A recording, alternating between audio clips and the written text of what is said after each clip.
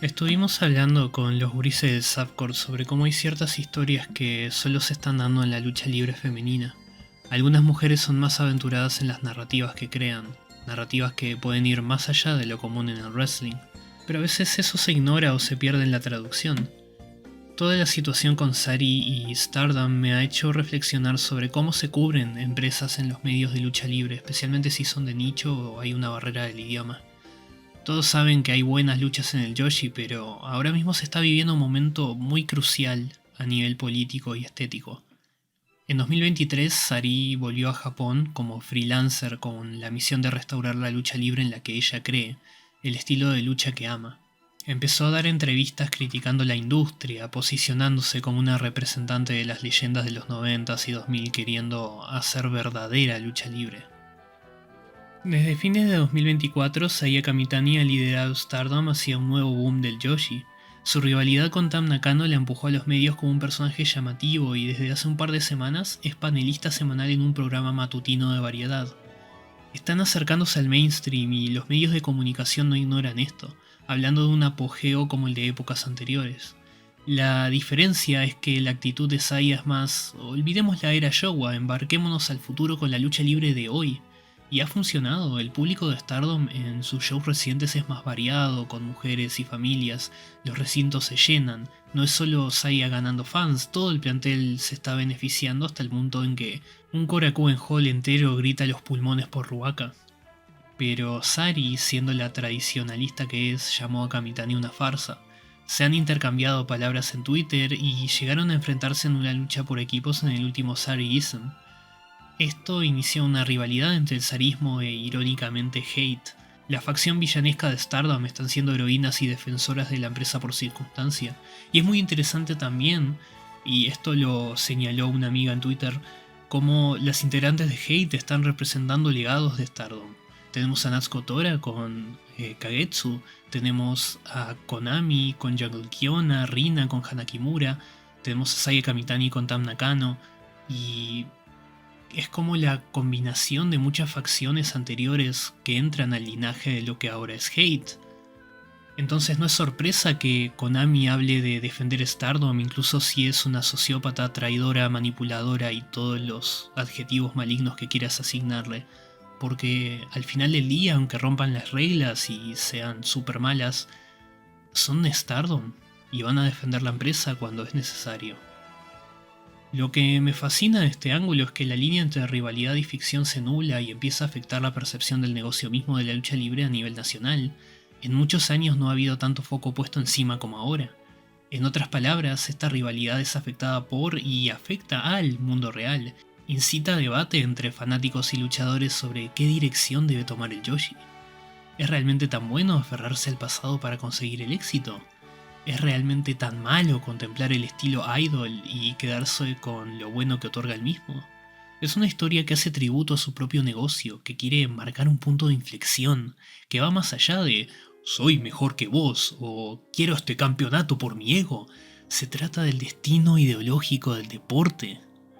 Para muchos fans, Sari está quedando como una elitista que no sabe qué quiere del pasado.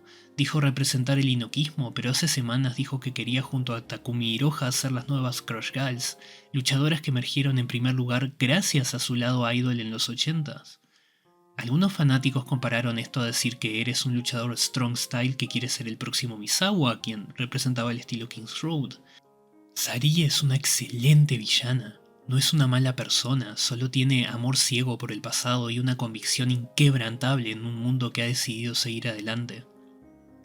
Pero si no te metes demasiado en los círculos de discusión, todo esto probablemente sea noticias para vos. Hay todo un tema con Japón en la lucha libre.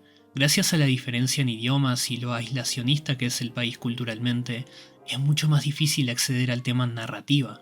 Debido a esto, la tertulia alrededor del progreso termina siendo sobre lo buenas que son las luchas y poco más.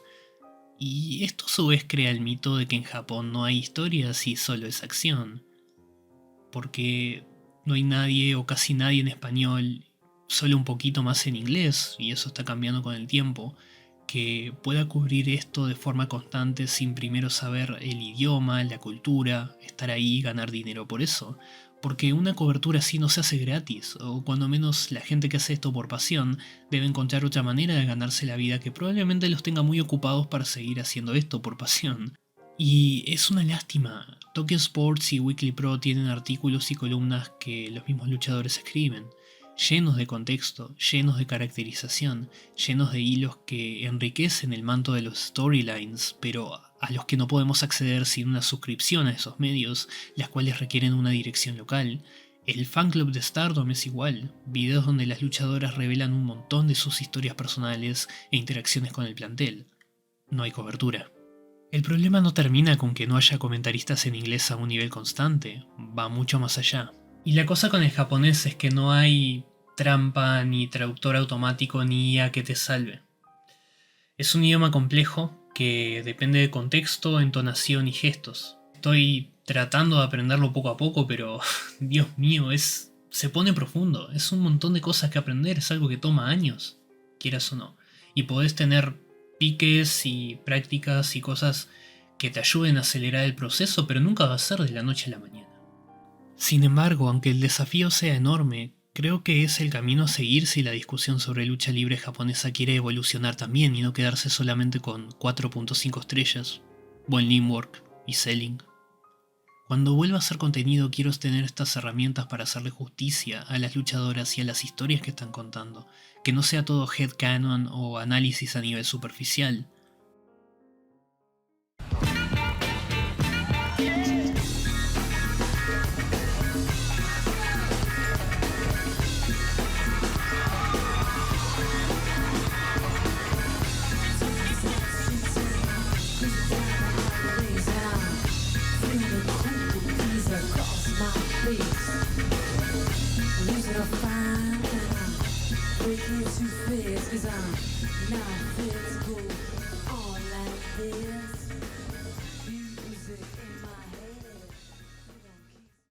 Y esto es todo lo que tendría que decir al respecto, pero pasó algo muy poco después de que publiqué ese artículo.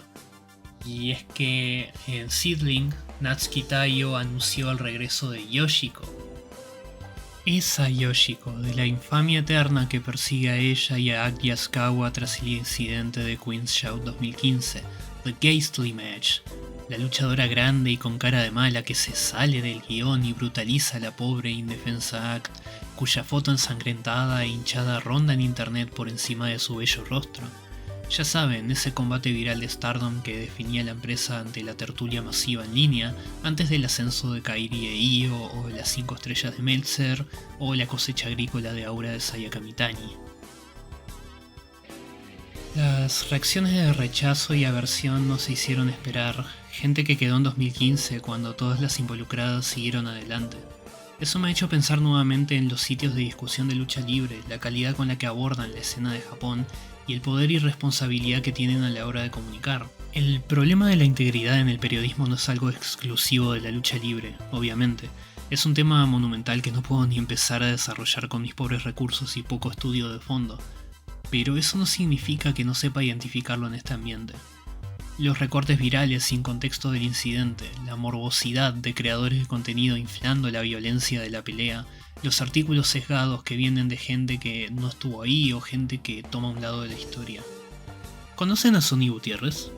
Seguro ese nombre da escalofríos a alguno que otro, pero es indudable que su trabajo con Stardom acercó a la empresa al resto del mundo, y es él una de las primeras, si no la primera persona en acercar el incidente al resto del mundo.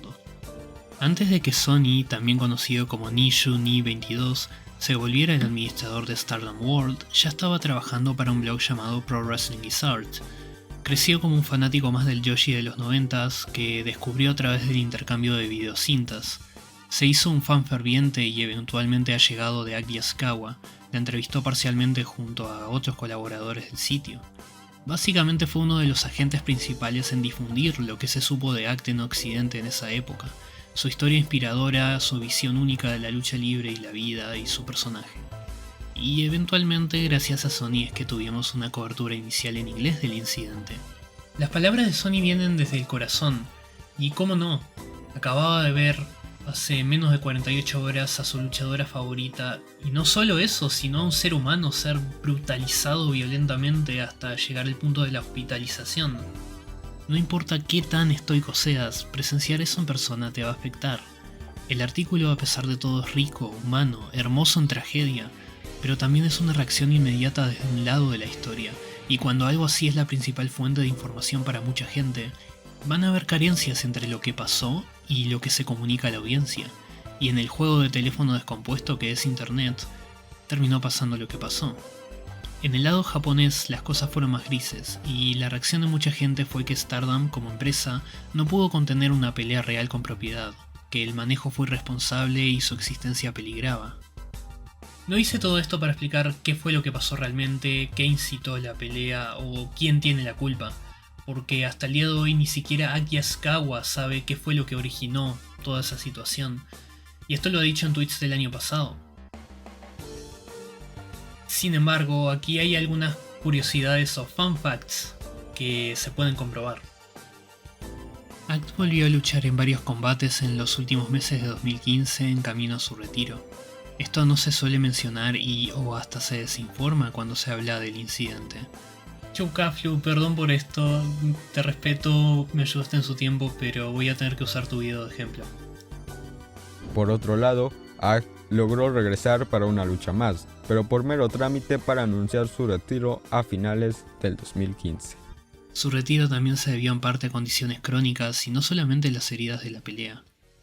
Act fue entrevistada por Eric de The Joshi Pod en octubre de 2020, en donde reflexiona que a pesar de que no puede olvidar lo sucedido, lo mejor era seguir adelante en su propio camino y dejar lo que pasó atrás. También describe el incidente como algo que, si bien desearía que no hubiese pasado, fue un punto de ebullición inevitable tras años de cultura de abuso, y que haya pasado fue para mejor, ya que concientizó a las luchadoras sobre el límite al que puede llegar ese tipo de cultura. Cuando Yoshiko regresó a Stardom a fin de ese año para el programa con Mayu, la gente le habló a Act sobre el tema. Ella insistió que no era necesario, que no había que preocuparse y que no pusieran palabras en su boca. Tuvo que pedir que dejaran de etiquetarla e imponerle sus pensamientos. Cuando digo que la situación es mucho más gris, es que realmente las luchadoras mismas tienen sus propias opiniones del tema. Así como Act tenía amigos como Sonny y Kairi, Yoshiko tenía y tiene sus amistades en Stardom, incluyendo a Mayu Iwatani, quien, junto a gente como Io y Hazuki, estaban llorando en el retiro de la ex campeona. Mayu publicó una autobiografía en 2020. Esa autobiografía se volvió una película estrenada en 2024 llamada Runaway Wrestler. La película se emitió gratuitamente en YouTube en un especial de fin de año de Stardom, e incluye una representación del incidente en la que Act Asukawa es mostrada como la culpable de toda la situación. Ya que no tengo acceso al libro y la película no recibió una traducción oficial, esto es todo lo que comentaré al respecto. Luego del lanzamiento de la película, Asukawa comentó que no sabe lo que se mostró, pero asume que es una perspectiva desde afuera que no representa la verdad, no obstante que está bien que así sea. La verdad no necesita ser representada en una película, según ella. Expresó su deseo de que un día, tarde meses o años, se pueda sentar con Yoshiko a discutir qué fue lo que pasó en paz, que el pasado es el pasado, el presente es ahora y el futuro no se sabe, y que a pesar de los errores que cometemos, podemos crecer desde esos errores para llegar al éxito. Ahora tiene más cosas con que ocuparse. Quizá te preguntes, ¿qué cosas? Pues Act volvió a los cuadriláteros en el último día de 2021. Han pasado más de 3 años y a pesar de que se sigue contando una y otra vez sobre el incidente, parece que la paloma postal no le envió el aviso a algunos creadores de que Act retomó su personaje y otros más en el compendio de proyectos artísticos que no son lucha libre conocido como Aggress Girls. También tuvo una pequeña gira en Estados Unidos donde se reencontró con amistades e incluso exintegrantes de Oedo Tai.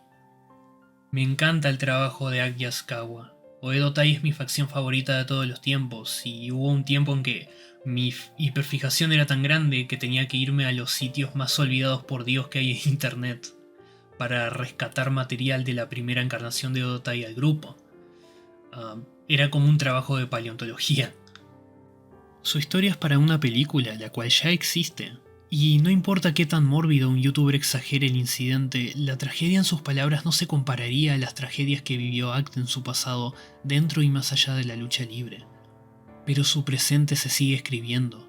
Ha vuelto a liderar una facción, ha vuelto a encarnar a la samurái borracha, ha encarnado otros personajes e historias y a pesar de que no es lo mismo que antes, ella hace lo que hace con tanto ímpetu que me da tristeza y hasta enojo que hoy se siga sin poder dejar atrás el incidente. Que se llegue al punto de la infantilización donde ni Aki ni Yoshiko puedan estar un segundo en el ojo público sin que vuelva a pasar esto. El incidente no se ha vuelto a repetir. Yoshiko volvió y formó su carrera, incluyendo batallas contra y lado a lado de Sari. ¿Dónde está la cobertura masiva de las cosas que mencioné? ¿Es más importante revivir tensiones grotescas de la época en la que Johnny Gargano era campeón de Dragon Gate USA? ¿O es hora de ser más responsables y retirar la carnada de clics barata del incidente de una vez por todas? Lamentablemente esta no es la única situación donde un caso grande de Japón llega a la mitificación total, especialmente en el Yoshi. Aquí hay un par de esos casos de forma breve. El manifiesto de Kana. ¿Sabían que el manifiesto surge de su historia en Smash y fue más que nada un recurso narrativo que se salió un poco de control? ¿O que fue usado para alimentar su conquista de JWP y la rivalidad contra Arisa Nakajima? ¿O que a pesar de ser censurada por los medios siguió escribiendo para Weekly Pro sin problemas? No puedo culpar solo a los periodistas en esto, muchas luchadoras se tomaron muy en serio el artículo, y la misma Asuka ha usado el impacto del mismo para muchos motivos independientes a su concepción original, pero no haría mal un poco de cobertura más precisa sobre él. Gaea Girls. El documental es siniestro, pero el consenso general es que fue una exageración para las cámaras. Aquí es importante estudiar el contexto en el que se encuentra dicha obra, una época de crisis para la lucha libre japonesa femenina y de auge para las artes marciales mixtas. Qué mejor oportunidad de mostrar lo legítima que es la lucha libre que entrenamientos viscerales donde sí se pegan de verdad. Lamentablemente tengo que mencionarlo y pido perdón si esto trae malos recuerdos, pero el suicidio de Hana Kimura. Una serie de eventos en cadena que terminó en una tragedia irreversible con un impacto doloroso para cualquier familiar, amigo, allegado y seguidores. Dolor que sentimos hasta el día de hoy, por el que aún no se recibe una respuesta justa. Los medios lo redujeron a otro caso de acoso virtual y muchos luchadores y fans han usado a Hana como escudo cuando dicen o hacen algo tonto y se les llama la atención por ello. Oh, no me critiquen, miren cómo terminó Hana. También este tipo de actitud sobre su caso termina volviéndola un mártir, un póster contra el ciberbullying, cuando ella era mucho más que eso. El patrón en común en todas esas historias es que no se cuentan bien. Se omiten detalles, se ignoran contextos, se preserva el morbo, lo que da más clics, y se nula la verdad. Y eso termina afectando a la gente, a sus reputaciones y a su vida diaria. Incluso cuando no lo hace, simplemente es una modificación innecesaria de los hechos, lo cual me molesta mucho. Continúo con lo que dije en el primer punto sobre Sari. La cobertura de lucha libre femenina japonesa o de lucha libre japonesa en general necesita más conocimiento, necesita más preparación, necesita más atención al detalle y necesita más responsabilidad. Porque si queremos hablar de ser periodistas de lucha libre o de reportar o de ser creadores de contenido, el término que te guste, también tenés un deber con las personas involucradas sobre las que estás cubriendo y con tu audiencia. Y si todo es clickbait y provocación y bueno, no vamos a llegar a ningún lado y no vamos a ser tomados en serio. Vamos a seguir siendo youtubers, lo cual hasta cierto punto está bien, pero yo creo que hay potencial enorme para hacer algo mejor. Así que espero que así sea. Espero que el cambio venga tarde o temprano y cuando pueda volver a hacer contenido, espero que toda esta situación sea mucho más diferente. Muchas gracias por ver este video. Les deseo lo mejor. Soy Nina Sapstar. Hasta la próxima.